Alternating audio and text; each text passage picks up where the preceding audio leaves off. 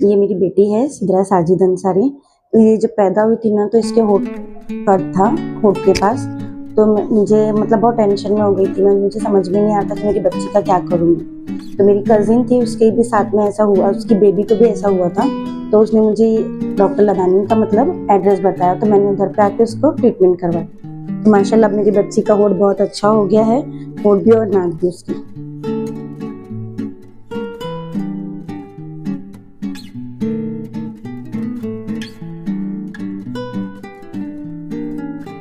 अभी मेरी बच्ची 15 साल की हो चुकी है, उसका 3 ऑपरेशन हो चुका है माशाल्लाह, सब ऑपरेशन उसका एकदम सक्सेसफुल हुआ है। मैं आप लोगों को एक ही सजेस्ट दूंगी कि अगर आप लोगों के यहाँ पे कोई भी बच्चा ऐसा होता है तो डॉक्टर लदानी के पास लेकर आइए अंधेरी में।